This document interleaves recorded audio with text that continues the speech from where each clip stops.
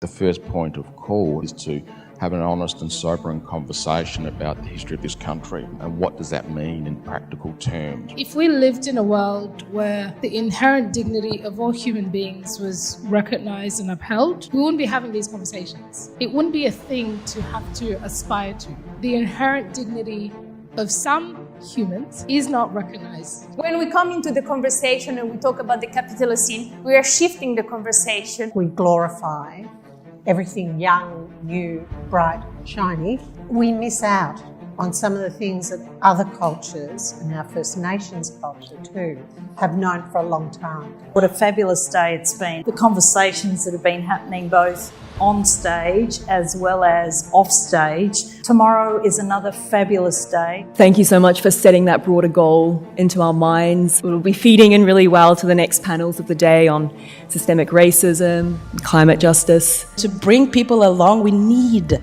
to use race talk. We need to start talking about racism because you can't do anything unless you've talked about it. You can't fix what you don't know and you can't fix what you don't talk about. Racism is a euphemism for white supremacy, and it was built on the idea of cultural superiority. If you ever get confused about what racism is, that's all it is. If you hire me because I'm your diversity hire, I couldn't care less because you'll see me leverage the crap out of that place. You'll see, oh, there's value in having someone from a diverse background. One of my favorite things to do is to embed accountability within the structure and system itself. If it is that, for example, our values are respect or inclusion or honesty, how do we actually take these values and operationalize them into observable behaviours? If we did actually understand what diversity can bring to our workplaces, will we be having the conversations that we're having? I love the whole idea of climate justice as an issue because I think it just brings so many different things together.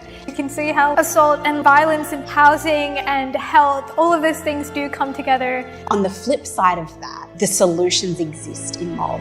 Solutions for this climate crisis and how we protect country. There's this community that Mob have that is really at the core of how we solve this. I know there were like really deep and heavy conversations, but I do feel rejuvenated and I feel like I'm ready to kind of start again. We're all talking about the same issues.